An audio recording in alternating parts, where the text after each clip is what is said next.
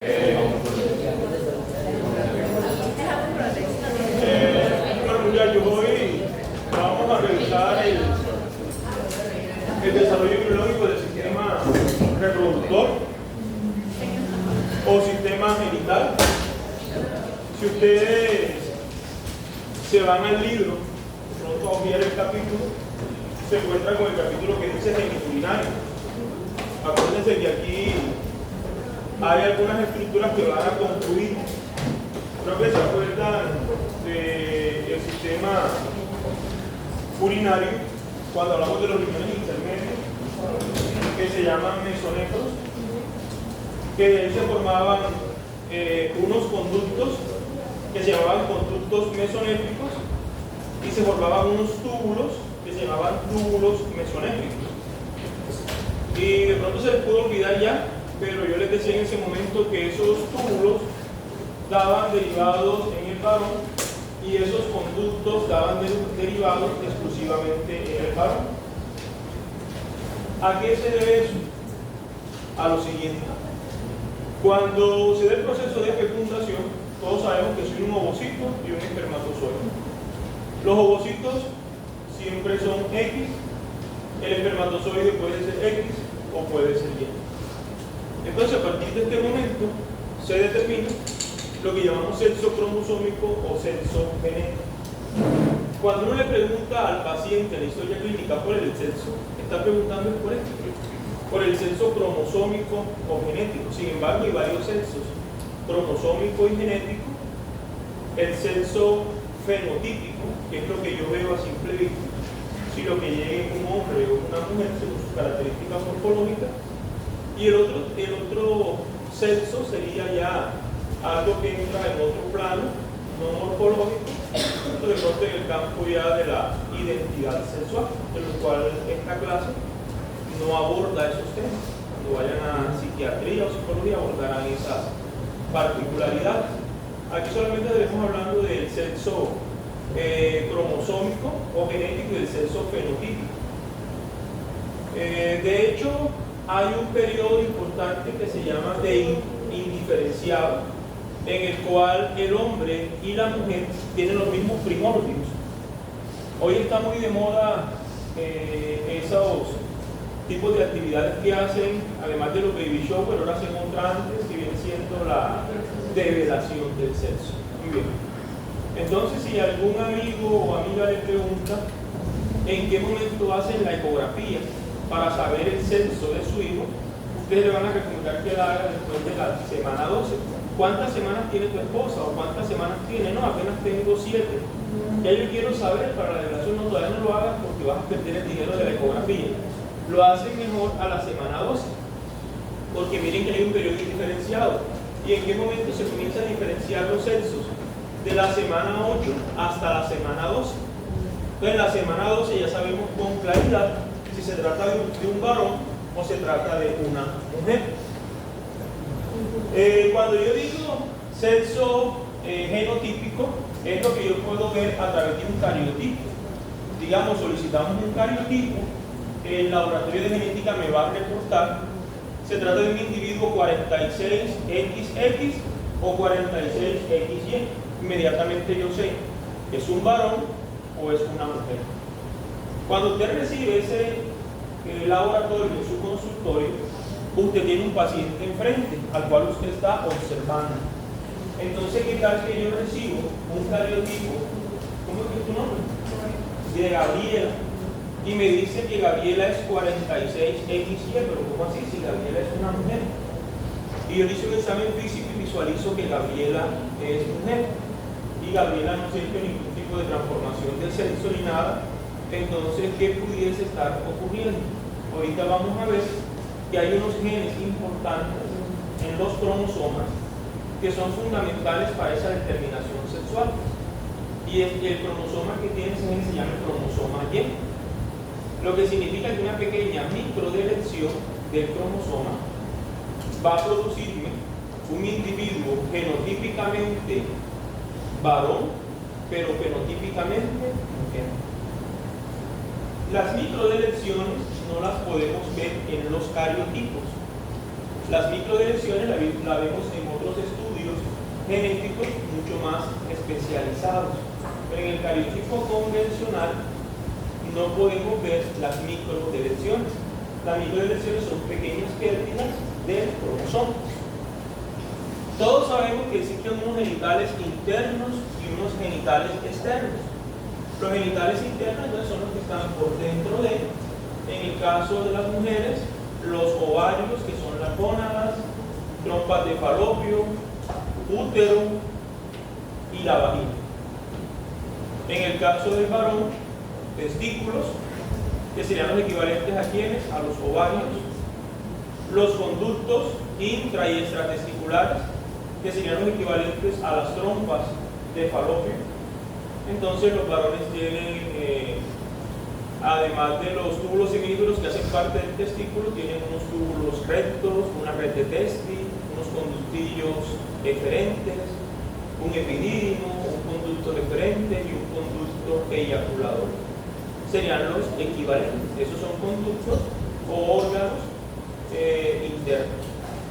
¿Cuáles serían los órganos externos? Pues básicamente en la mujer, la vulva, que tiene labios mayores, labios menores, el introito vaginal, el clítoris, y en el varón pues sería el pene. Sin embargo, valdría mencionar que en el varón las gónadas están por fuera del cuerpo, en unas bolsas especiales que se conocen como estrógenos. Pero vamos a hablar inicialmente de la gónada. Tanto la gónada masculina como la gónada femenina tienen estas tres fuentes importantes. Un mesotelio. Un mesotelio histológicamente es un epitelio plano simple. Ahora, ¿qué diferencia hay entre un endotelio y un mesotelio?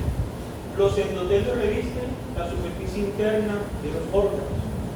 Los mesotelios revisten la superficie externa. Entonces, la superficie externa del ovario, en la superficie externa del testículo, nos vamos a encontrar con ese mesotelio. Ese mesotelio es el famoso epitelio germinal que se describe en el ovario. El epitelio cúbico simple que encontramos en el ovario corresponde a ese mesotelio. Luego nos vamos a encontrar con un mesénquima, que es un tejido conectivo embrionario. Ese mesénquima se va a diferenciar a otros tejidos conectivos propiamente dichos, como cuáles: tejido conectivo denso, irregular colagenoso, tejido conectivo laxo y fibroelástico. Entonces, de ese mesodermo se van a formar unas túnicas, que son la túnica albuginea y la túnica vaginal. La túnica albuginea y la túnica vaginal lo que hace es que protegen o recubren a las gónadas, teniendo un papel más importante en el varón que en la mujer. Acuérdense que la temperatura ambiental puede ser demasiado alta, es decir, puede haber mucho calor o puede haber demasiado frío. Y los testículos tienen que mantenerse a una temperatura idónea, por lo regular un poquito por debajo de la temperatura corporal. Por eso están por fuera del cuerpo humano. Entonces, la túnica albuginea es conectiva y la túnica vaginal es vascular. Y ustedes saben que cuando hay mucho calor, empezamos a sudar, porque hay una vasodilatación. En cambio, cuando hay mucho frío, incluso se nos puede aumentar la presión arterial porque se produce una vasoconstricción y contracción muscular. Entonces, ¿qué hace esa túnica vaginal? Producirá vasodilatación para generar calor, para eliminar calor corrido, o puede producir vasoconstricción en el papel de poder generar energía calorífera, y de esa manera ayuda a la termorregulación en los testículos. Y tenemos las células germinales primordiales. Algunos autores le llaman germinales primitivas. Y estas células, ¿qué papel cumplen? Pues un papel importante. Los espermatozoides de los hombres derivan de aquí. Los ovocitos secundarios de las mujeres derivan de estas células germinales primitivas o primordiales. Entonces tenemos que estas estructuras se van a organizar. ¿De qué manera? De la siguiente. Las crestas gonadales y los cordones gonadales. El mesotelio y el mesénquima van a formar lo que sería la cresta gonadal, es una parte de la gónada, y la otra parte de la gónada se llaman los cordones gonadales. A estos cordones gonadales van a llegar las células germinales primordiales. Aquí la diapositiva nos está diciendo que están cerca o mediales al mesonefros. ¿Por qué? Porque recuerden que cuando hablamos al inicio les comentaba que hay unas estructuras que se forman de manera simultánea con el sistema urinario. Y les hablé de los túbulos mesonéfricos y les digo enseguida que forman los conductillos eferentes. Los túbulos mesonéfricos derivados de este mesonéfro forman los conductillos eferentes en el varón, y los conductos mesonéfricos derivados también de este mesonéfro forman en el varón el epidídimo, forman el conducto deferente y forman el conducto eyaculador. Bueno, ¿y por qué usted dice que en el varón y en la mujer qué pasa? Porque es que estos conductos derivados de aquí, que son el conducto mesonéfrico y el túbulo mesonéfrico, necesitan testosterona. Y el único feto que puede producir testosterona se llama el feto masculino, porque los únicos que tenemos células de Leydig somos los varones, y las células de Leydig son las que producen testosterona.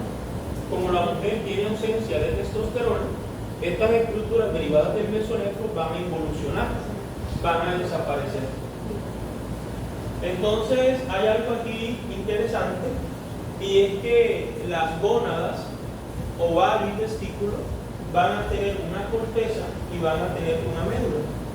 La corteza es la parte externa, la médula es la parte interna de la gónada.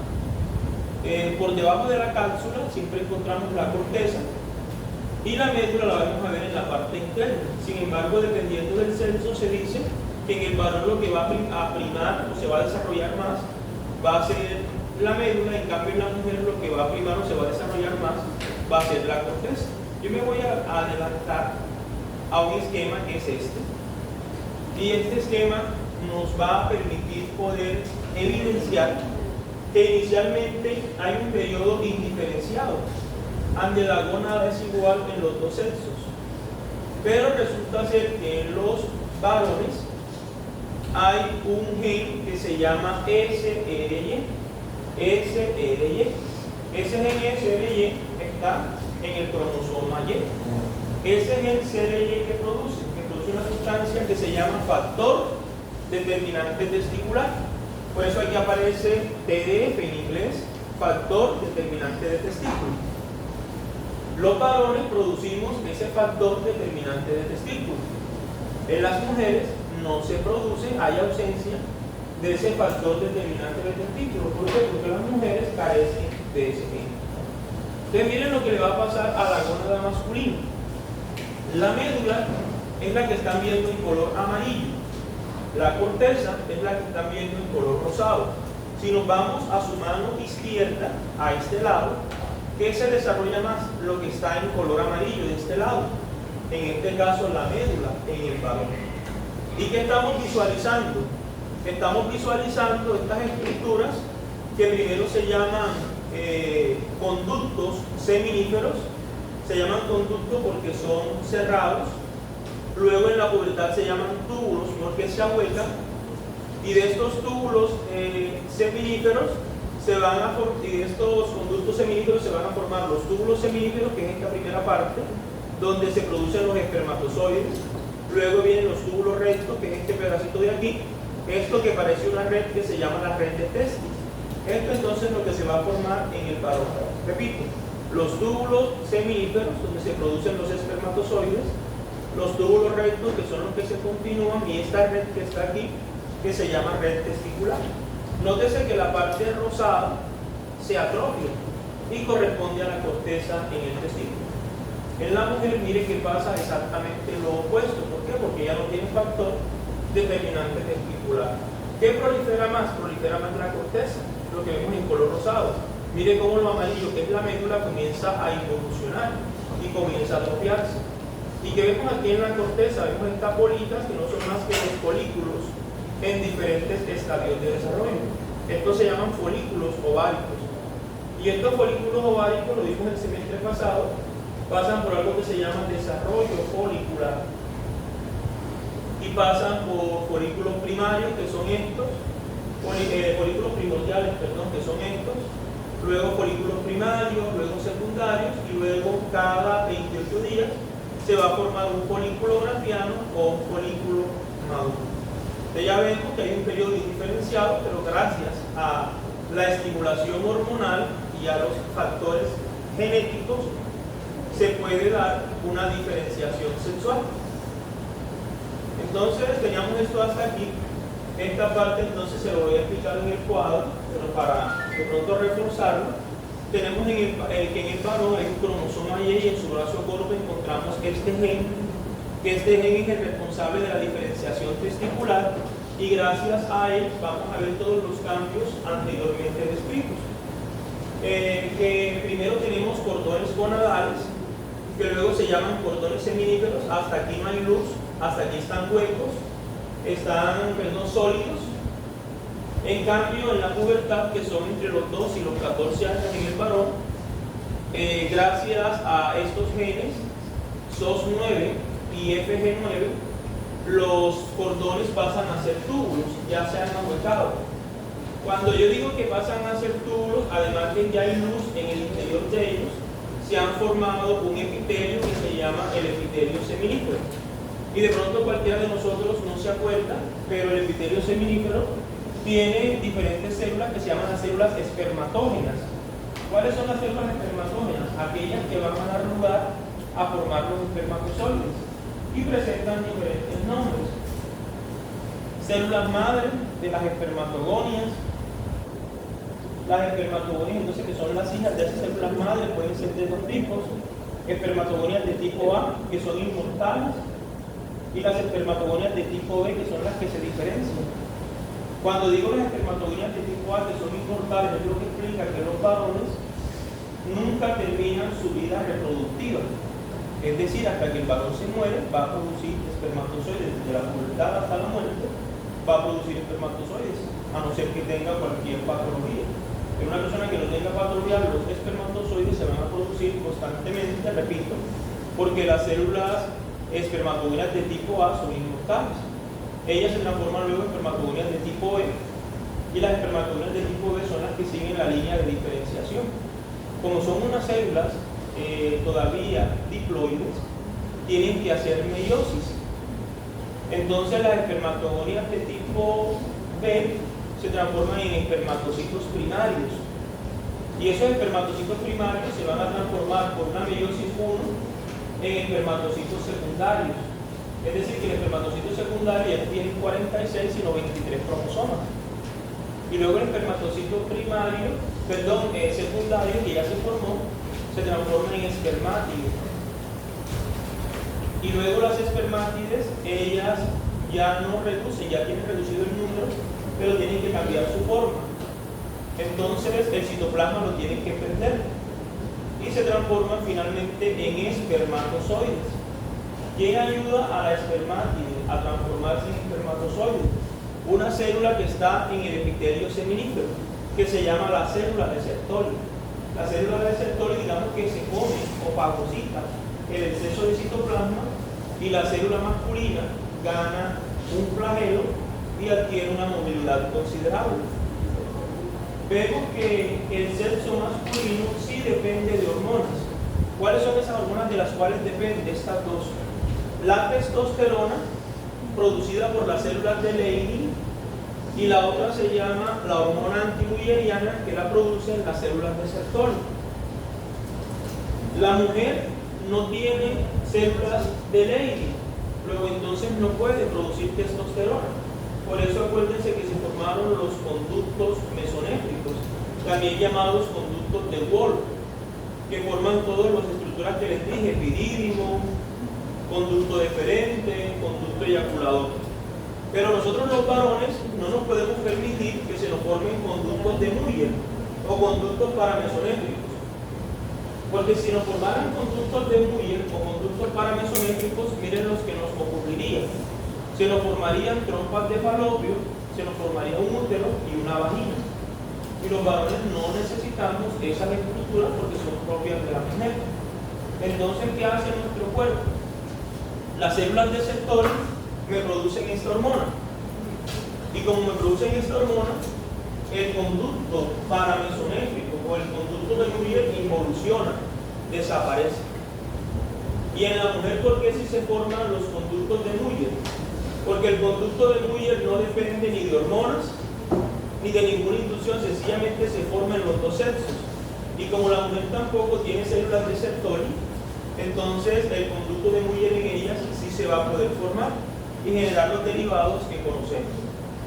Entonces aquí se confirma lo que les acabo de mencionar, que en el fenotipo femenino el proceso no depende de hormonas, ni de testosterona ni de hormona antimulleriana, y que gracias a los genes que están en estos dos cromosomas X se van a formar todos los conductos genitales y genitales externos femeninos.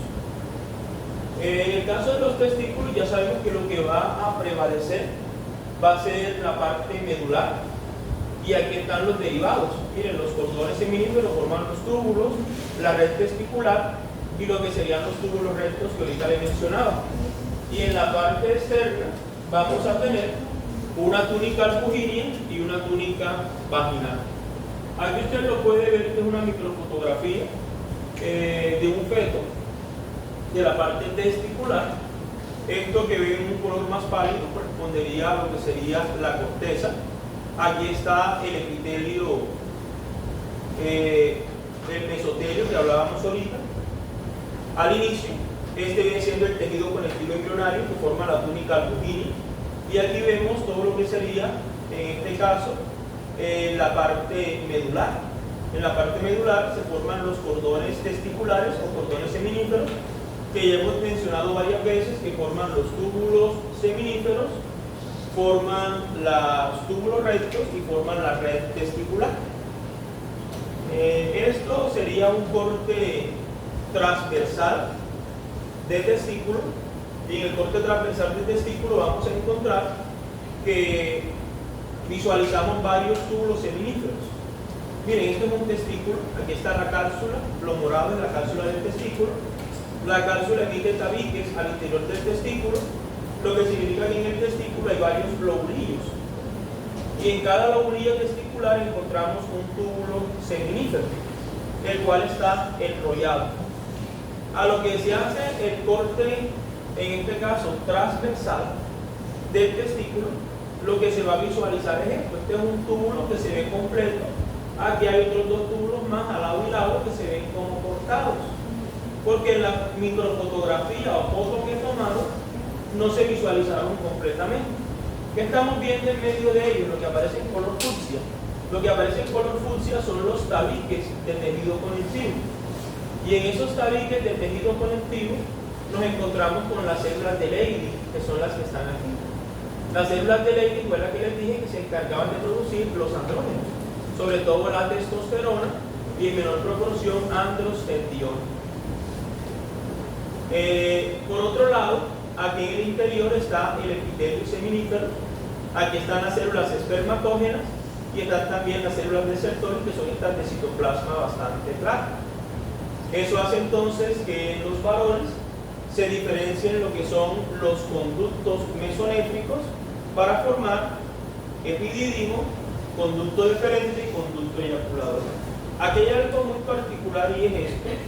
Creo que ustedes aprendieron el semestre pasado que cuando uno quiere hacer una prueba de embarazo, uno lo que solicita es esta hormona, la fracción beta de la gonadotropina coriónica humana, y que la podíamos evaluar en orina y en sangre, y que podíamos evaluarla de forma cualitativa o cuantitativa. Positiva o negativa sería la cualitativa, y la cualitativa, y la cuantitativa en qué concentración está. Bueno, para recordarles, ¿quién produce la hormona gonadotropina coriónica humana? La produce una estructura que se llama el sincitio trofoblasto, ¿se acuerdan? En la segunda semana. Ahora, ¿quién estimula a que el sincitio trofoblasto sintetice abundante gonadotropina coriónica? La estimula lo que sería el cuerpo lúteo o el cuerpo amarillo del embarazo. Entonces, aquí tenemos una particularidad, y es la siguiente: que el hecho de que el feto sea XY y no sea XX va a generarse la siguiente ventaja. ¿Cuál es la siguiente ventaja que tienen los fetos masculinos? Que se va a dar una mayor estimulación a lo que sería el sincitio trofoblasto para que éste produzca más gonadotropina coriónica humana. Bueno, ¿en qué sentido tiene que en un feto masculino, sobre todo durante la semana 8 a la 12, se produzca más gonadotropina coriónica humana? Que entre más gonadotropina coriónica humana exista, va a haber mayor producción de testosterona. Y ustedes ya saben que todos los cambios anatómicos que se producen en la diferenciación sexual son gracias a la testosterona. Entonces es una diferencia que existe entre los dos sexos. Entre la semana 8 y 12 exclusivamente, el sexo masculino produce más gonadotropina coriónica para a su vez estimular más a la célula de Leydig para que ésta produzca más testosterona. Tenemos entonces aquí la imagen de lo que sería un testículo. Vemos que si miráramos con un microscopio la luz, nos encontraríamos con ese epitelio seminífero, y en ese epitelio seminífero están las células perítales de Scribia y estarían las células de Sertoli. Hay una diferencia importante, y es que el proceso de gametogénesis masculina inicia en la pubertad, y el proceso de gametogénesis masculina lo que dura son 75 días. Entonces, si yo me quisiera comparar con una mujer de mi misma edad y quisiera en este momento tener familia, entonces uno podría decir, bueno, si yo tengo 30 y tantos años y mi novia tiene 30 y tantos años, mis espermatozoides lo que tienen son 75 días de haberse formado. Y si de pronto yo tengo un estilo de vida saludable, no estoy expuesto a ningún factor teratógeno, y lo comparo con los de ella, ¿cuántos años tienen detenidos en el proceso? 30 años. Entonces, ¿cuál de los dos pudiera ser el responsable en un momento dado de producir un hijo con una trisomía? La mujer. Porque indiscutiblemente sus ovocitos han estado durante 30 años expuestos a ese proceso. Y ponlo un poquito más joven. Normalmente el varón siempre es mayor que la mujer, ponlo que ella tenga 25 y tenga yo 30. ¿Cuántos años llevan los de ella detenidos? 25 años. Y los míos siguen teniendo los mismos 75 días. Entonces, por eso existen diferencias importantes en cuanto a los procesos como las cromosopatías, dependiendo de la edad. Esa tinción es la que ustedes conocen en el laboratorio, que es la tinción de hematocilina y eosina, que todo se ve como rosado, fucsia. Esta es otra tinción diferente, con sales argentínicas, que se ve de esa manera muy peculiar, como en colores azulados, grisáceos. Sin embargo, lo que les quiero de pronto mostrar, y lo que se puede ver a simple vista, es que ven unas células que son redondas grandes, en cambio ven unas que son alargadas. Pero lo único que yo podría diferenciar serían las alargadas, si fuera a hacer el examen de histología, para que ustedes me dieran que las alargadas vendrían siendo, ¿quiénes? Vendrían siendo básicamente las espermátides. ¿Por qué? Porque ha empezado a haber un proceso de pérdida de lo que sería el citoplasma. Miren todas las funciones que hacen las células de Sertoli. Las células de Sertoli le dan apoyo físico y nutricional a las células germinales. Entonces miren lo que se deduce de ahí. Las células sexuales masculinas no pueden vivir solas. Necesitan a las células de Sertoli para poder funcionar. Las células femeninas son igual de dependientes también. Las células femeninas no necesitan a las células de Sertoli, pero sí tienen sus propias células. Se llaman granulosas, células granulosas o células foliculares. Entonces, si yo pregunto embriológicamente quién es el homólogo de las células de Sertoli, las células granulosas o las células foliculares. Las células foliculares a quién acompañan, al ovocito, le dan apoyo físico y nutricional. Las células de Sertoli a quién acompañan, al espermatozoide. Las células de Sertoli producen fructosa. Ustedes saben que el espermatozoide necesita moverse, hace un movimiento flagelar, gasta energía. Ese ATP lo produce la fructosa. Para que estas células que se llaman las espermátides se terminen de transformar en espermatozoides, yo necesito fagocitar el exceso de citoplasma. A ese proceso fisiológico se le llama espermiogénesis. ¿Qué es la espermiogénesis?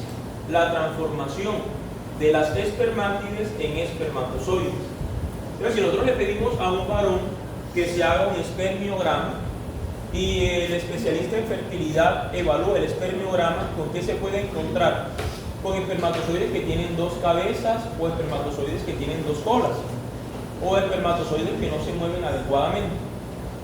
¿Quién generó el problema de los espermatozoides con dos cabezas o con dos colas?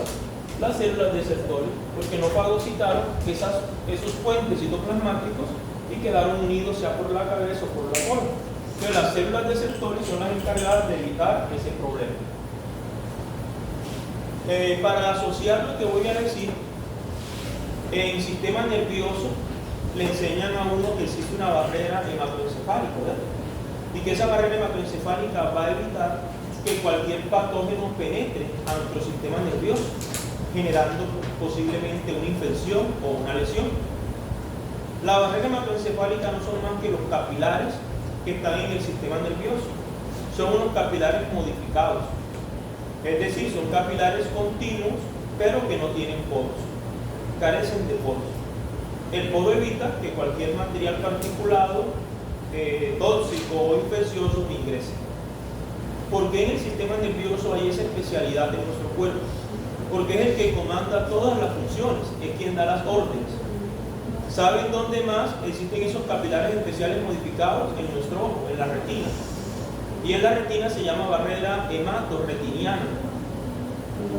Señorita, ¿por qué en la retina será tan importante tener los capilares sin poros?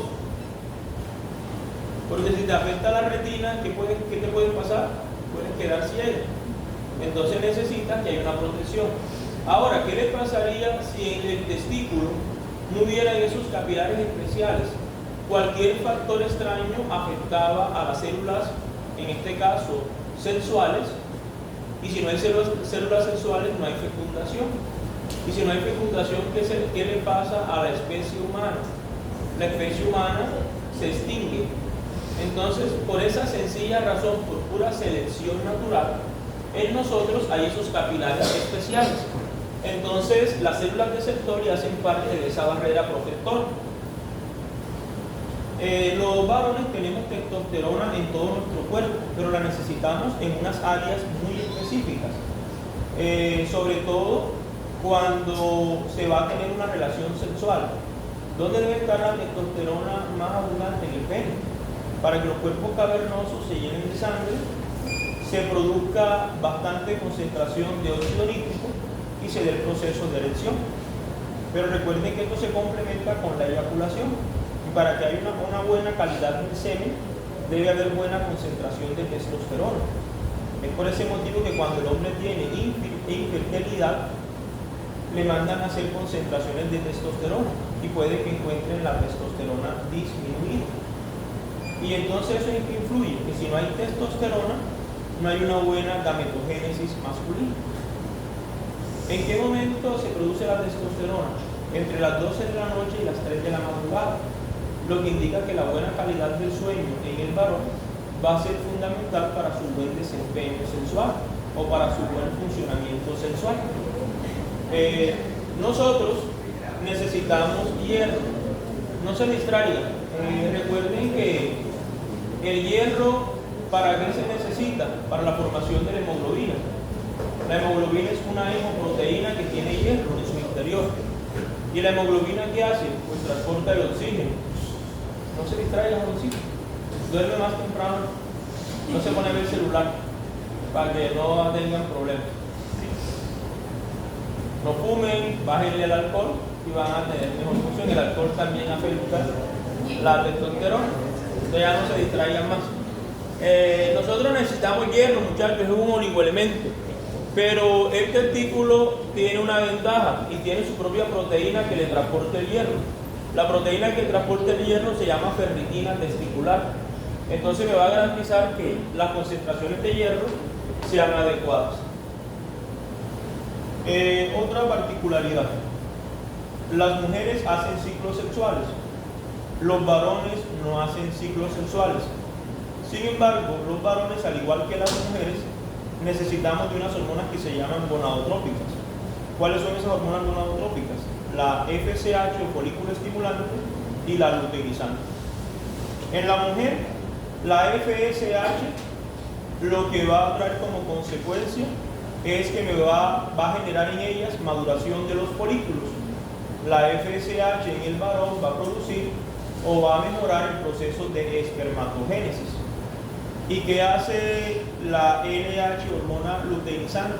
Incrementa la concentración de testosterona. Entonces nosotros tenemos una hormona que se llama inhibina, que se encarga de regular el flujo de la FSH y de la LH. Y ya saben que las células de Sertoli producen la hormona antimulleriana o producen la sustancia inhibidora mulleriana. Esta hormona es sumamente importante. ¿Por qué es sumamente importante? Porque de no estar presente, los varones desarrollarían conductos de Muller y presentarían entonces órganos internos femeninos. Hace poco había un caso de estudio de una paciente que con 16 años todavía no tenía buen desarrollo sexual femenino. No había ensanchamiento de caderas, había tenido su menarquia, pero había entrado en un periodo de amenorrea. Entiéndase por amenorrea, ausencia de menstruación. La evaluábamos físicamente y para la edad de 16 años no tenía las características sexuales femeninas, las mamas todavía no estaban bien formadas, no tenía caderas y no se ve la típica característica del cuerpo femenino. Se le hicieron hacer eso se llama un test hormonal femenino, progesterona, estrógenos, FSH, LH, prolactina, oxitocina, y dentro de las hormonas que le manda el endocrinólogo pediatra estaba esta hormona antimulleriana. Y de pronto cualquiera que hubiera visto el caso diría, pero ¿y para qué ese endocrinólogo pediatra le manda a esa niña hormona antimulleriana? Porque probablemente pudiera pensar en un caso de un hermafroditismo. Es decir, que la señorita tuviera restos de testículo, no un testículo completo, sino restos de testículos involucionados en su cuerpo. ¿Y los testículos qué tienen? Los testículos tienen células de Sertoli y células de Leydig. Y si habían células de Sertoli, ahí podía haber producción de hormona antimulleriana. Entonces pudiera ser responsable de que de pronto no se hubieran formado en la muchachita las trompas de falopio, el útero, la vagina. Entonces miren cómo toda esa parte se aplica. Profe, yo un día vi, bueno, supe un caso similar a ese, pero la niña en este caso consumía muchos pastillas anticonceptivas supuestamente para el desarrollo de hormonas y lo que se produjo un cáncer de ovario, pero era más pequeño. Se produjo un cáncer de ovario. Bueno, lo que sucede es que eso que ella menciona se llama una reacción adversa tipo carcinogénesis. Las reacciones adversas son los efectos que producen el consumo de medicamentos. Entonces, el consumo de ciertos medicamentos puede generar el desarrollo de un cáncer. ¿Con qué medicamentos se dan, señorita? No se distraiga ahí atrás. Si de pronto le toca una paciente con cáncer de mama, a las mujeres con cáncer de mama le mandan tamoxifeno. El tamoxifeno es un medicamento que antagoniza a los receptores de estrógenos. Es decir, el tamoxifeno es un receptor y el estrógeno, ¿cómo queda? Libre. ¿Qué pasa con lo que dice Salma? La jovencita que estaba tomando los anticonceptivos tenía altas concentraciones de hormonas, de estrógenos. Entonces, una hiperestimulación estrogénica puede hacer que se desarrollen cánceres endometriales, pueden que se desarrollen cánceres de ovario. Pasa también con las mujeres que, entre comillas, ellas pretenden hacer terapia anticonceptiva con la píldora del día siguiente. No hagan eso. Eso no es ningún método anticonceptivo. Vayan a Profamilia que les coloquen un implante, una T, si no quiere tomar anticonceptivos, pero evite tomar esa píldora post-date. Eso tiene altas concentraciones de hormonas y se dice que la mujer debe tomar máximo una o 2 al año. Pero si es algo que me causa daño, yo no me tomaría ni medio. Entonces, ¿qué hace el novio? El novio se la compra. Porque el costo ahí no sería lo importante, sino las secuelas a posteriori. Y la probabilidad después de usar 5 años post-day incrementa un riesgo alto de cáncer. Entonces se asocia a eso. Puede aparecer la generación de cáncer.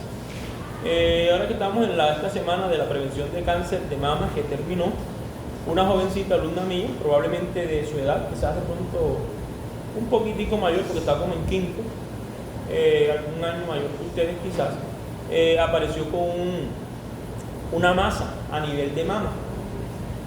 ¿A qué se debió la masa a nivel de mama? Que la muchachita tiene ovario poliquístico. El ginecólogo la estaba tratando con anticonceptivos orales.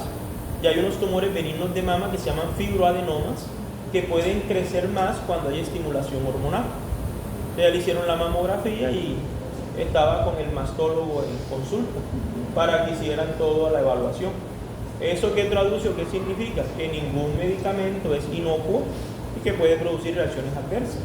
Y que sobre todo cuando se toman anticonceptivos debe ser bajo la supervisión de un ginecólogo que tenga la experticia en el caso. Eso ya se lo expliqué. Miren que los varones son un poco más precoces en esa diferenciación en la vida intrauterina, pero las mujeres nos ganan en la vida extrauterina.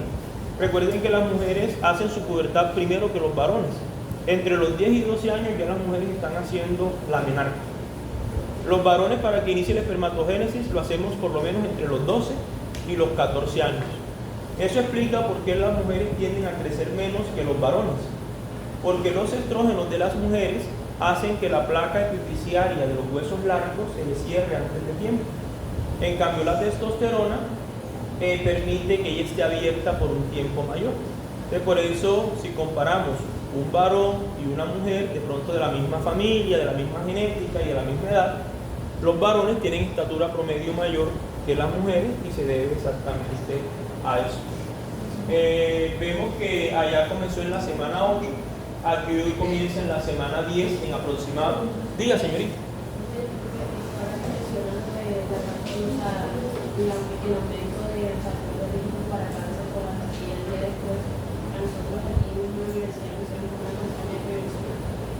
Cuando empezaron como a preguntar cada cuánto era prudente de esa pastilla, en mi caso yo tenía entendido que era cada, o sea, el niño de periodo de espacio era cada 6 meses, a veces cada mamá, pero la señora que me estaba tratando lo dijo que, o sea, que eso no era 2 años, sino tal cual se significaba en una emergencia. Si tú se te daban los 18 veces. Pero la señora era médica. Yo no sé, pero yo creo que lo voy a hacer. No, pero acuérdate que de pronto que viene a hacer la yarda puede ser una auxiliar de enfermería o puede ser una enfermera jefe. Y sin desmeritar la profundidad de farmacología que dan ellos es igual a la de los médicos. Y los conocimientos que la persona tiene no van a ser iguales. Entonces, el hecho de que alguien tenga idea no significa que esté, digamos, preparado y tenga evidencia.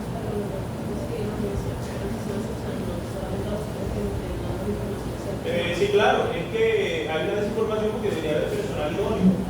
Y entonces, incluso hasta yo pensaría que independientemente de que no produjese nada, sería algo completamente contradictorio a la promoción de la salud y la prevención de la enfermedad.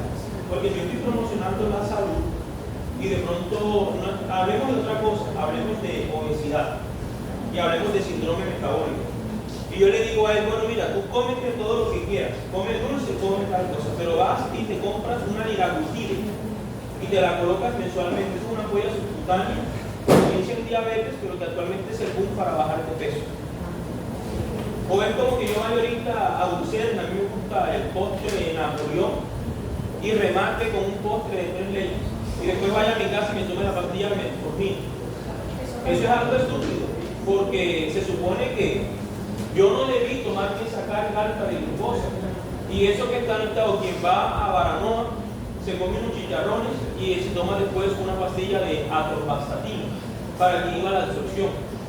O peor aún, está como la terapia preexposición, lo que hacen de pronto las personas, comunidad LGTBI, cuando van a algunos antros, hablo de discotecas y demás, entonces para tener relaciones sexuales se toman el tratamiento que brinda que si ellos se acuestan y la otra persona está contagiada, no se contagien de VIH.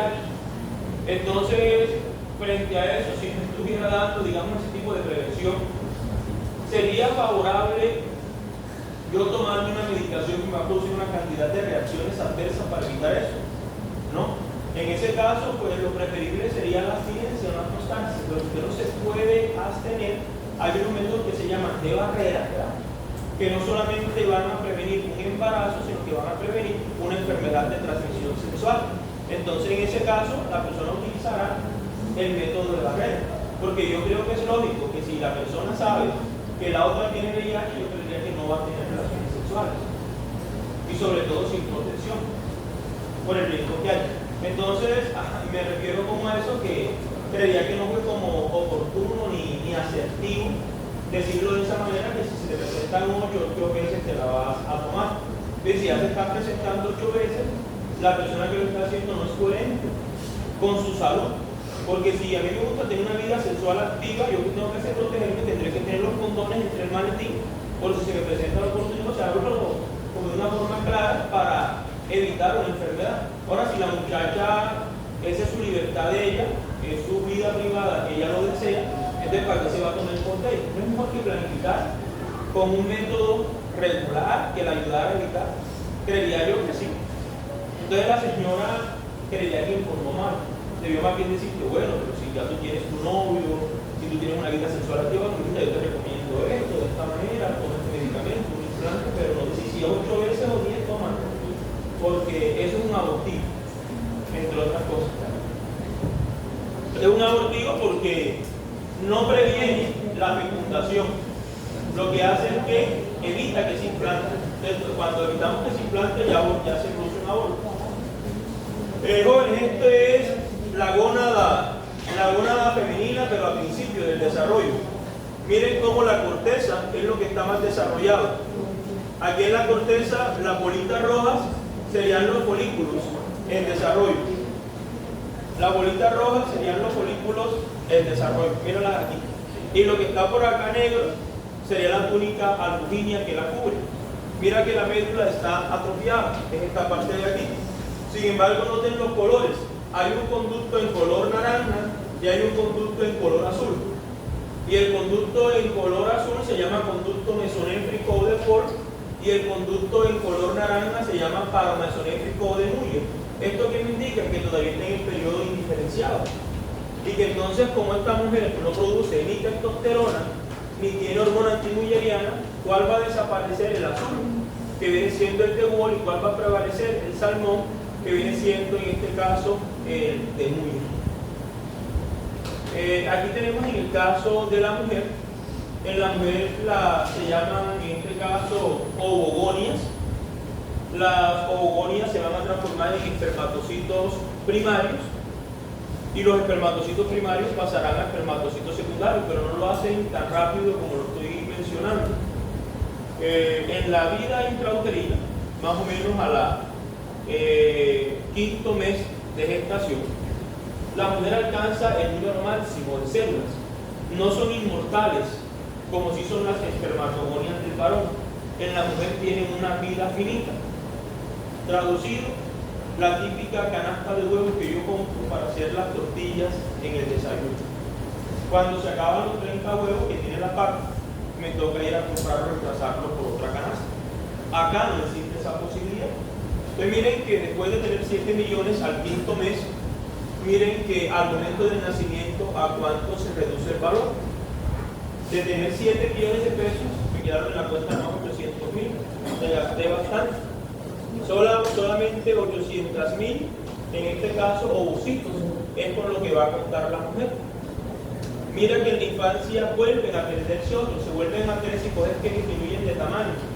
Y solamente la mujer va a quedar con cuántos aproximadamente, con unos 400.000 en el momento de la pubertad.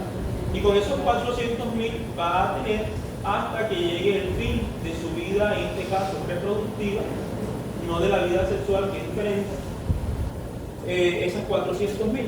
¿Qué pasa con los ovocitos de la mujer? Es como si se hicieran esos concursos por meritocracia. Realmente la persona que demuestre más capacidades sería la que le den el cargo o el puesto. Acá se meten a madurar cada 28 días unos 20 folículos. Y de esos 20 folículos solamente uno va a llegar a feliz término. ¿Cuál es el proceso? Pasan de folículos primordiales a folículos primarios. Y ya ustedes saben qué es lo que pasa aquí. Que el folículo primordial tiene células foliculares planas. El folículo primario tiene células foliculares cúbicas, pero ya no es una sola capa, sino varias capas. ¿Y qué más tiene el folículo primario? Tiene una zona pelúcida, ¿verdad? Y ustedes saben qué es eso, y tiene unas tecas. Al folículo secundario, ¿qué le suman de más? Le suman de más que entre las células granulosas o foliculares aparece un líquido folicular. Ese es el secundario. La única diferencia con el primario es el líquido. El resto, todo es igual. ¿Y qué tiene el folículo grafiano diferente al folículo secundario? El tamaño. Pero hay una estructura nueva que aparece que se llama la corona radiada. La corona radiada son unas células que hacen parte de la célula granulosa, pero que se colocan alrededor de la zona pelúcida. Entonces miren que cuando se dé ese proceso de desarrollo folicular, se va a desarrollar un solo folículo grafiano. Vamos a sacar la cuenta de por qué aquí dice que menos de 500 de estos ovocitos serán ovulados. Pensemos que la mujer inicia la menarquia a los 10 años y le llega a su menopausia a los 50 años. Entonces a 50, restémosle 10 años, ¿cuántos años de vida fértil nos quedan? 40. ¿Cuántos meses tiene el año? 12. Multiplique 40 por 12, le da 480. Entonces, por eso aquí en la diapositiva dice que menos de 500 serán ovulados. Ahora, ¿ustedes saben quién hace que se detenga la meiosis antes del nacimiento? ¿Las células granulosas o las células foliculares? ¿Qué hacen las células granulosas o foliculares? Producen un factor que se llama inhibidor de la meiosis. Y por eso es que la meiosis 1 queda detenida en la fase 1 hasta la pubertad. Por otra parte, vemos que en los ovarios, ya dijimos ahorita que lo que se desarrolla va a ser la parte cortical, que la parte medular va a ser atrofiada, pero quería de pronto recalcarles algo, y es que las mujeres en la médula de su ovario, así como los varones tenemos células de Leydig, las mujeres tienen unas células que se llaman intersticiales. Pero las células intersticiales de la mujer, ellas van a responder a estímulos hormonales. Las células intersticiales me pueden producir dos hormonas, o estrógeno o progesterona. ¿Pero de qué depende eso? Depende de los días del ciclo. Si estamos hablando del día 1 al día 13, me van a producir estrógenos. ¿Quién estimula a la célula intersticial para que se produzcan los estrógenos? La hormona folículo estimulante. Y del día 14 al día 28, la célula intersticial me produce, en este caso, progesterona. ¿Quién la estimula para que se produzca progesterona? La hormona luteinizante. Además de las células intersticiales, tenemos las células iliares. Las células iliares me van a producir en la mujer andrógenos débiles. La mujer, ¿para qué necesita andrógenos? Para que entre el día 12 y el día 16 la libido de la mujer aumente. Si la libido de la mujer aumenta durante esos días, se garantiza que ella tenga relaciones sexuales. Y si hay relaciones sexuales durante los días fértiles y no hay métodos anticonceptivos, ¿qué se va a producir? Un embarazo. Y de esa manera se garantiza que la especie humana se mantenga constante. Entonces son procesos fisiológicos.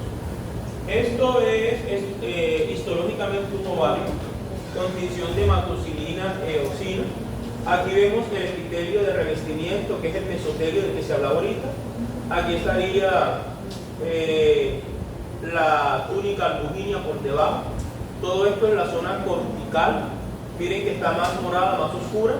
Estos folículos, que sean unos más grandes, unos más pequeños, son los diferentes estadios de desarrollo. Y esta parte que ven más pálida es la médula. Miren que la médula es bastante vascularizada. Y esa vascularización es para que, en este caso, las hormonas, que son los estrógenos y la progesterona, puedan viajar. En el periodo diferenciado están los dos conductos, el conducto de Wolf y el conducto de Muyer. Miren que aquí lo pintaron en color amarillo y en color azul, pero sabemos que estos se deben diferenciar según el sexo. En el caso, por ejemplo, de lo que sería un varón, los que van a prevalecer son los conductos mesonéfricos o de Wolf. Y aquí tenemos básicamente los derivados de la parte, en este caso craneal, del conducto de Wolf, que se va a formar el epidídimo. Acuérdense que el epidídimo es el órgano encargado de la maduración de los espermatozoides. Sara, ¿me vengan por favor aquí de rapidez? Corrige la diapositiva.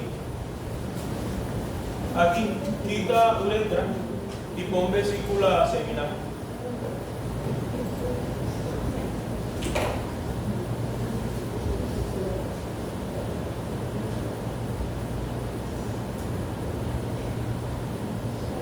Sí, ya saben que son dos en plural, porque hay una derecha y una izquierda. Los varones tienen dos vesículas seminales. Entonces, esos son los derivados de la porción distal o caudal. El conducto deferente, el conducto eyaculador y una glándula accesoria, gracias, que es la vesícula seminal. Entonces, aquí en color rosado están los derivados, y en los derivados se deben marcar los tres conductos extratesticulares: epidídimo, conducto deferente, conducto eyaculador y las vesículas seminales.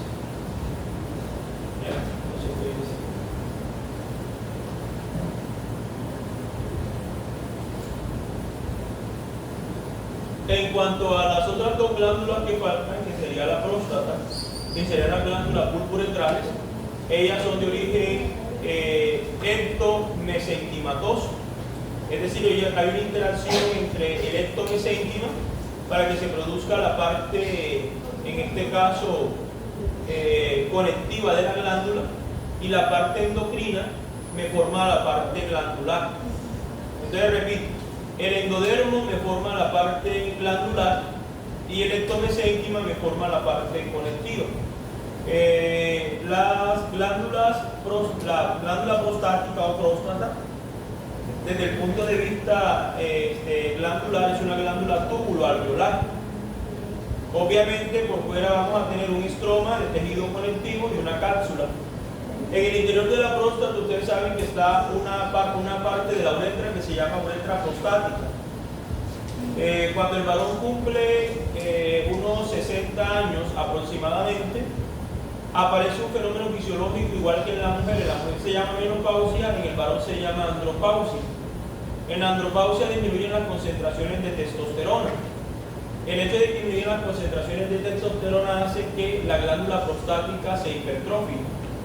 Al hipertrofiarse la glándula prostática puede comprimir la uretra prostática. Y si comprime la uretra prostática, por ahí lo que pasa es la orina y el semen en su momento. Entonces, ¿qué le pasa al paciente con hiperplasia prostática benigna? Tiene problemas miccionales. Entonces, cuando orina, le queda como un goteo. Queda como con las mismas ganas de seguir orinando, que se llama tenesmo vesical. Entonces hoy día existen unos medicamentos que actúan sobre los receptores alfa adrenérgicos que están ahí en el músculo liso y hacen que el músculo se dilate. El uropidil, por ejemplo, es un medicamento que contrarresta este problema en los pacientes que tienen hiperplasia. Las purpurentrales, que son las otras, ellas están en la base del pene. Estas glándulas, cuando el varón se masturba o cuando tiene un acto sexual, hay una contracción en la base del pene. Esa contracción es lo que hace o avisa o alerta de la salida de este líquido preeyaculatorio. Es un líquido transparente.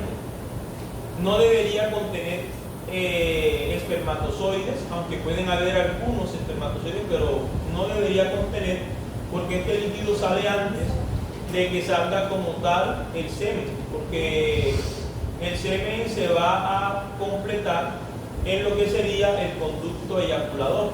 Ahí se unen los espermatozoides con la secreción de la próstata y la vesícula seminal. Esta secreción sale antes, ¿para qué? La orina, ¿qué pH tiene? Ácido. Los espermatozoides, ¿en qué pH viven? Básico. Entonces esta secreción lo que hace es que neutraliza el pH de la uretra. para que cuando los espermatozoides pasen por ahí, no se mueran por la acidez que existe en la zona, sino que puedan pasar con facilidad. Y además me ayuda a que cuando se esté dando la copulación, el glande esté lubricado y no haya fricción con la vagina y eso no genere dolor en el caso del varón. A este estructura que me estaba haciendo referencia a lo que sería la uretra prostática y refería a la parte de que cuando hay hiperplasia en la andropausia masculina se puede contraer. En el caso de la mujer ya saben que los mesonéfricos involucionan porque ella no tiene testosterona, pero los de Muller, sí se van a formar porque es que la mujer no tiene hormona antimulleriana. Igualito, los conductos de Muller tienen dos porciones, una porción proximal y una porción caudal. Los de la porción proximal no se fusionan, quedan separados, de tal manera que las mujeres tienen dos trompas, una trompa de falopio derecha y una trompa de falopio izquierda. En cambio, la porción caudal de esos conductos de Muller, esos sí se van a fusionar, porque la mujer tiene un solo útero y tiene una sola vagina. Entonces la porción caudal va a formar lo que sería el útero y va a formar la vagina. Aquí se los pintaron en colores amarillo y fucsia para que ustedes lo pudieran ver. Lo que ve usted en color salmón es la gónada, es el ovario. Lo que ve en color amarillo es la porción craneal de los conductos de Muller, que están separadas, no fusionadas.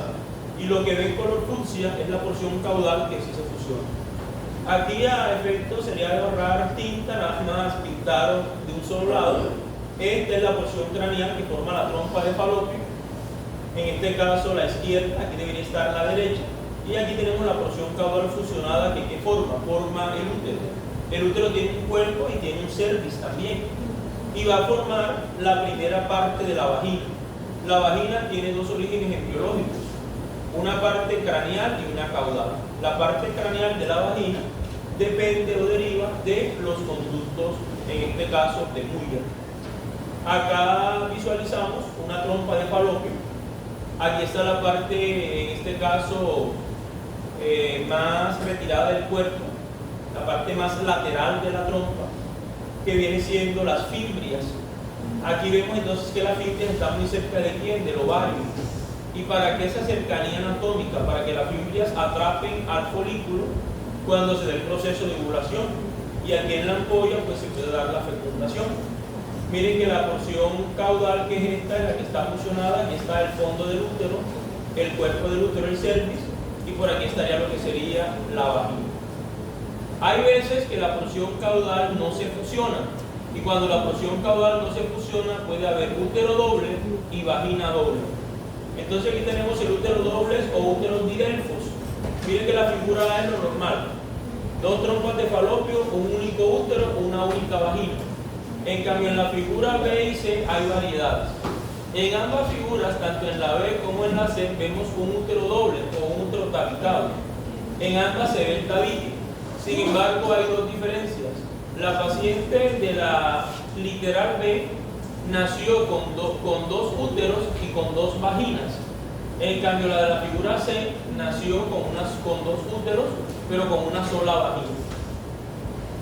Dime, exacto. Una pregunta. ¿Una mujer puede quedar embarazada cuando tenga eso con los dos úteros? Claro, sí puede quedar embarazada siempre y cuando la vagina sea permeable. Porque de hecho, acuérdate que la vagina es un órgano tubular. Entonces la vagina puede tener entre las malformaciones atresia, que no se formó, estenosis, que esté estrechada, pero también puede suceder que la vagina termine en un fondo de saco ciego. Es decir, la vagina termina en un fondo de saco ciego, los espermatozoides llegan ahí y esa vagina serviría nada más para copular, pero no serviría para procrear. Entonces pueden suceder las dos cosas y la pregunta es asertiva. La mujer con vagina doble puede tener las dos vaginas viables, permeables. Entonces por ambas suben los espermatozoides y pueden llegar a cada trompa y fecundar a los hijos. Regularmente en otras mujeres una está, digamos, viable y la otra está cerrada. Incluso hay una que es más estrecha que la otra. La que está cerrada, sobre todo acá arriba. Entonces la que está cerrada nada más serviría para el acto sexual. Pero si están las dos abiertas, en ambas puede haber embarazo. Lo que sucede es que esta mujer no va a poder parir, obviamente, por parto vaginal, por todas las consideraciones anatómicas en una operación cesárea, pero sí se puede embarazar, sin problemas. La mujer también tiene unas glándulas accesorias, como el varón. Las glándulas del ítere son las homólogas embriológicamente a la glándula prostática del varón. ¿Y qué producen en la mujer? Producen moco. Las glándulas del ítere son glándulas que están en la uretra y están cercanas a la uretra. Tenemos una diferencia, y ustedes la conocen. La uretra de la mujer solamente sirve para que salga orina. La uretra del varón sirve para que salga orina y salga semen. Las glándulas del ítere, ¿por qué producen moco? Jóvenes, producen moco porque hay una zona que se llama el introito vaginal. Y por encima del orificio vaginal está la uretra. Entonces es probable que en toda esa área, cuando hay un acto sexual, pueda haber cierto frote de los genitales. Entonces lo que se quiere es mantener la uretra lubricada, permeable y de esa manera protegida con ese moco. La otra glándula es la homóloga embriológicamente a las vulvouretrales. En la mujer se llaman las glándulas de Bartolini. Incluso esas glándulas se inflaman y se produce la bartolinitis. En muchas mujeres han hecho extirpación de las glándulas de Bartolini. ¿Qué producen las glándulas de Bartolini? Producen un moco. Este moco sí es útil para el proceso del acto sexual, para mantener el área lubricada. Ahora alguien se preguntaría, bueno, ¿y la mujer que tuvo bartolinitis y le trajeron las glándulas de Bartolini, entonces cómo se va a poder solucionar su problema? De la siguiente forma: acuérdense que en el cervix hay unas glándulas que se llaman cervicales y el cervix está en contacto con la vagina. Después del cervix inmediatamente viene la vagina. Entonces ese moco producido por las glándulas cervicales va a lubricar tanto el conducto cervical como el vaginal, y de esa manera el problema se va a solucionar. Aquí tienen los dos orígenes embriológicos de la vagina. La parte craneal de la vagina está en color rojo porque esta deriva de lo que sería el rudimento uterovaginal. Este rudimento uterovaginal deriva del conducto mulleriano. Y la parte amarilla, que es la parte caudal, deriva de la lámina vaginal. Y esta lámina vaginal va a derivar del seno urogenital. Recuerden que el seno urogenital fue el que formó o dio lugar a la formación de la uretra y la vejiga en su momento. Tenemos una particularidad, y es con la lámina vaginal. Resulta que la lámina vaginal, además de formar la parte caudal de la vagina, forma estos dos repliegues cutáneos que cubren al orificio vaginal, que se conoce con el nombre de himen. El himen es una estructura que en muchas culturas se ha asociado a virginidad femenina.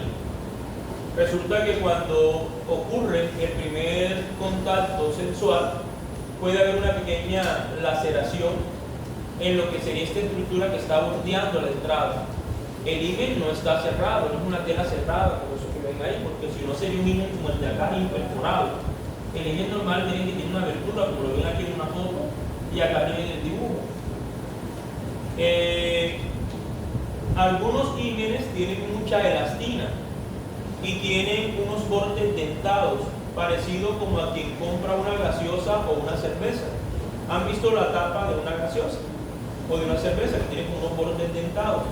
Esos bordes dentados al himen le dan la característica de himen elástico o himen complaciente. ¿Eso qué traduce o qué significa? Que a pesar de que hubo un contacto sexual por aquí, las paredes de la membrana no están rasgadas. Entonces visualmente dan la apariencia de que hubiese virginidad en esa mujer. Por eso se llama complaciente. ¿Cuál pondría problemas o habría problemas? Acá. Paciente femenina de 18 años quien acude con su mamá al médico ginecólogo porque a la fecha no ha tenido la menarquia, no ha habido menstruación. Sin embargo, la paciente ya se ve con sus características sexuales, ya hay mamas, hay caderas y demás, le mandan a hacer hormonas y todo está normal. ¿Y qué se da cuenta el ginecólogo cuando hace la exploración de los genitales? Que la mujer tiene un himen imperforado. Si hay himen imperforado, obviamente la sangre de la menstruación no va a poder salir, se va a quedar aquí acumulado. y por eso es que hay amenorrea. Hoy día hay especialistas en ginecología que se llaman ginecólogos esteticistas. Esos ginecólogos esteticistas pues mejoran la apariencia física de la vagina, hacen reconstrucciones de himen y serían los ideales para que hicieran la cirugía a la paciente. A esa paciente lo que hay que hacer es una abertura, en este caso quirúrgica del himen, para que cuando vaya a tener su relación sexual no haya inconveniente y para cuando menstrue la sangre se pueda eliminar. Es igual al ano perforado, guardando proporciones. En cuanto a los genitales externos, hay una semejanza. ¿Cuál va a ser lo que marca la diferencia? La testosterona. Entonces, el tubérculo genital, que se llama luego falo, va a formar el pene y va a formar el clítoris. El pene, ¿por qué crece? Porque hay estímulo de testosterona y por eso se hipertrofia. La prominencia labioescrotales, ¿qué forman? En la mujer forman los labios mayores, en el varón, ¿qué forman? Los escrotos. Los varones se han podido dar cuenta que en medio de los dos escrotos hay una línea oscura, teniendo en cuenta el color de la piel del varón, es más oscura comparado con su color de piel. Esa línea se llama rafe medio escrotal. Eso indica que por ahí se unió la prominencia labioescrotal derecha con la izquierda, y eso fue gracias a la testosterona. En la mujer obviamente eso no se va a unir porque debe estar abierto para que pueda darse el parto y pueda darse el acto sexual. Cuando hay hermafroditismos, en la mujer esto se va a fusionar, dando la apariencia que fuera un escroto, y en el varón, por el contrario, en vez de fusionarse va a mostrar una ligera separación. Por último tenemos lo que serían los pliegues uretrales. Los pliegues uretrales en la mujer también quedan separados, abiertos, forman los labios menores, y en el varón este pliegue uretral forma lo que nosotros conocemos como el cuerpo esponjoso del pene, el cual se va a dilatar en lo que sería el glande del pene, en la parte superior. Esto ya lo habíamos mencionado en digestivo, sin embargo era de pronto para referir aquí el tabique urorectal que separa a la uretra del conducto anal, que cuando hay una fístula puede haber la salida de materia fecal por la uretra, a propósito de que el seno urogenital, vimos ahorita que formaba la parte inferior de la vagina en la mujer. Este es el tubérculo genital o falo primitivo. Estas son las prominencias labioescrotales, las amarillas, y este es el pliegue uretral en color salmón, que vamos a ver que va a empezar a diferenciarse según el sexo que estemos hablando. En el varón entonces miren cómo el pliegue urogenital, que es este, estaba primero abierto y luego se fusiona. Esto va a formar lo que sería el cuerpo esponjoso. Lo que ven en gris corresponde al falo primitivo y lo que ven en color amarillo corresponde a las bolsas escrotales. Acá lo tienen mejor visualizado y han habido cambios. Las dos bolsas escrotales, derecha e izquierda. Aquí está el pliegue urogenital que forma la parte esponjosa, cuerpo esponjoso del pene, y en gris lo que sería el falo primitivo.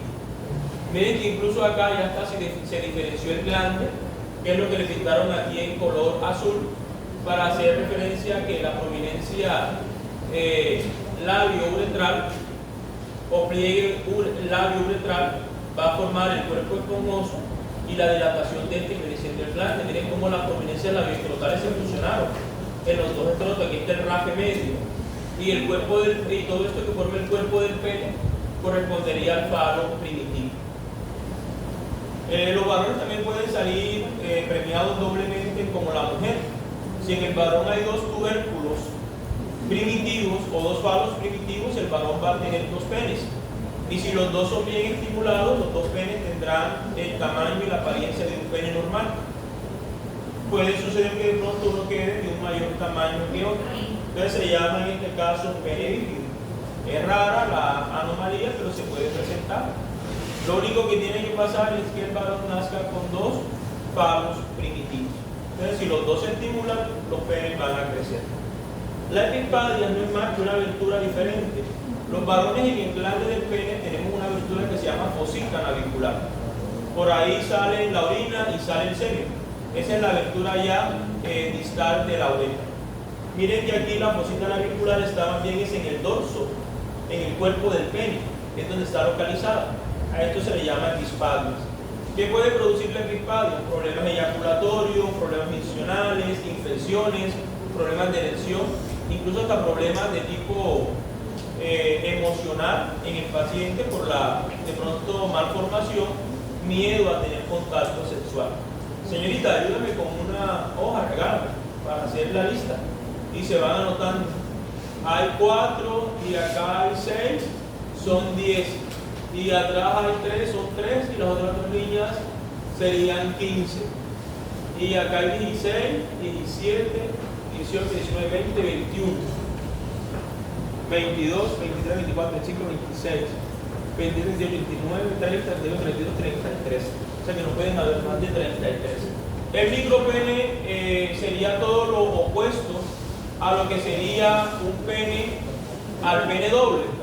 En el micropene es un pene de tamaño pequeño. Bueno, ¿y cómo sabemos lo que sería un micropene? Porque de pronto cualquiera que se vea al espejo y va a su casa puede pensar, si se compara con otro, que tiene el pene pequeño. El pene puede tener variedades de longitud, pero para hablar de micropene, el pene tiene que estar completamente erecto y tomar una cinta métrica y medirlo y medir menos de 5 centímetros. Cuando la medida en erección es menos de 5 centímetros, se habla entonces de que el paciente posee un micropene. Ahora, ¿cuál es la longitud promedio del pene? Más o menos entre unos 12, unos 16 centímetros. Es el promedio en erección de un pene.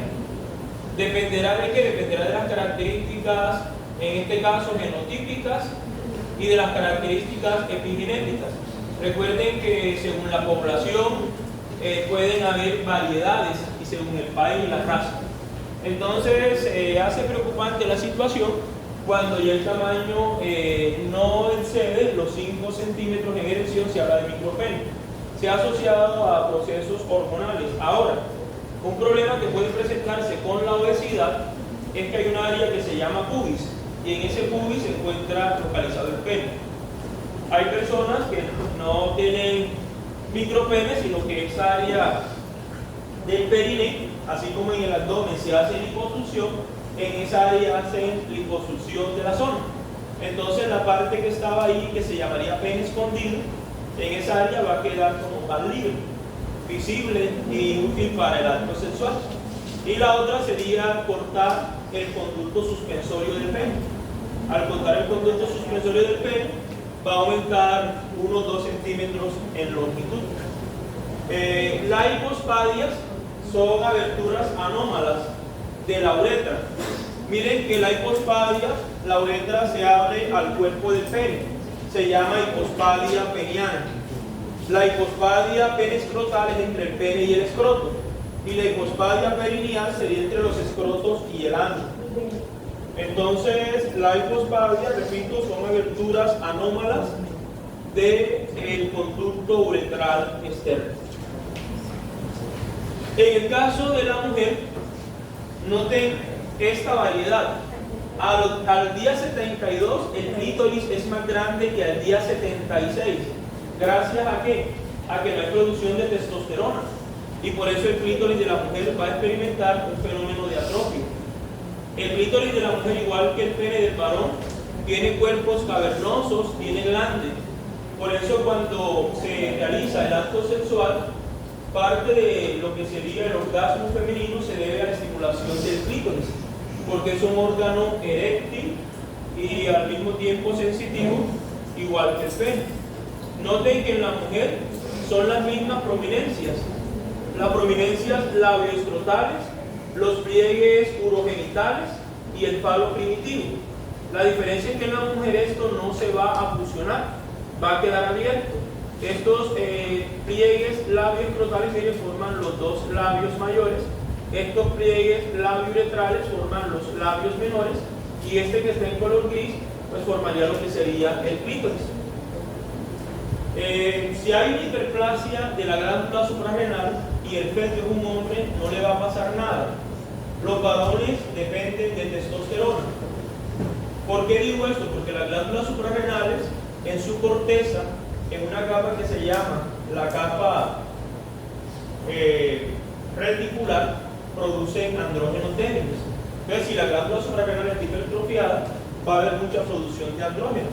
Y aquí tenemos un feto femenino. Miren cómo los labios mayores se fusionaron, formando aquí un rafe medio, como si fueran unos testículos. Y miren cómo el clítoris se ve aumentado de tamaño. Entonces, el síndrome androgenital es una masculinización que experimenta el feto femenino cuando hay hiperplasia suprarrenal congénita. Y aquí tenemos lo que serían los hermafroditismos. Hay algo que debemos tener claro, y es que el hermafrodita es aquel paciente que cuando usted lo examina, usted ve genitales ambiguos. Pero para saber si es un verdadero hermafrodita, habría que hacer una ecografía abdominal. Y en la ecografía, ¿qué vamos a buscar? Vamos a buscar las dos gónadas. Los hermafroditas verdaderos tienen ovario y tienen testículo. Los falsos hermafroditas tienen una sola de las dos gónadas, o tienen testículo o tienen ovario. Miren que en todos los casos va a haber ambigüedad sexual. Miren, el pene de este paciente está pequeño, lo que daría la apariencia que no es un pene, sino más bien un clítoris. Y miren cómo las bolsas escrotales o escrotos, miren, parece que tuvieran aquí como una abertura en la parte media. En el caso del hermafrodita femenino es todo lo contrario, aparecen fusionados. Y aquí el clítoris, miren que está dando la apariencia parecida como un pene. Entonces hay lo que sería una ambigüedad sexual. Está el síndrome de insensibilidad a los andrógenos, y este síndrome de insensibilidad se asocia a la ausencia o mutación del gen SRY. Cuando hay microdeleciones del gen SRY, se puede dar el fenómeno de insensibilidad. Miren que en el cariotipo es complemento cromosómico XY, pero a nivel digamos de fenotipo corresponde a una mujer. Los testículos y los ovarios deben hacer un proceso de descenso. Los testículos, ¿dónde están? Mírenlos aquí en la cavidad abdominal. ¿Dónde terminan ubicados los testículos? Aquí, en lo que serían básicamente todo lo que tendría que ver con la parte inguinal, con los conductos inguinales. Ahora, ¿quién guía el testículo para que vaya desde la cavidad abdominal a los conductos inguinales y llegue hasta la bolsa? Una estructura que se llama gubernáculo. ¿Qué otro factor incide en el descenso de los testículos? La testosterona. ¿Y qué otro factor favorece el descenso de los testículos? El aumento de la presión intraabdominal. Entonces debe haber un gubernáculo que esté funcional, debe haber una alta concentración de testosterona, debe haber un incremento de la presión intraabdominal para que se produzca el descenso. Cuando no se produce el descenso testicular, decimos que el paciente tiene cristorquidia. La cristorquidia es la falta de descenso testicular. Podemos encontrar dos tipos de cristorquidia: unilateral, cuando no desciende un testículo, y bilateral, cuando no descienden los dos testículos. ¿Qué le puede pasar a un paciente que tenga cristorquidia? Que no haga una buena espermatogénesis y que tenga problemas de fertilidad. Lo peor del caso no sería eso, sino que se ha demostrado que en los pacientes con cristorquidia las células espermatógenas pueden experimentar una malignización y se puede desarrollar un cáncer testicular. Por lo tanto, la cristorquidia se debe corregir de una forma precoz. En las mujeres, los ovarios también descienden desde la cavidad abdominal, pero descienden a la pelvis. Recuerden que los ovarios en las mujeres están por dentro, obviamente, del cuerpo, de esta, y ellos van a quedar suspendidos en la pelvis por el ligamento del ovario y por el ligamento redondo del útero. Y con esto nosotros terminaríamos esta parte. No se vaya sin anotarse en la hoja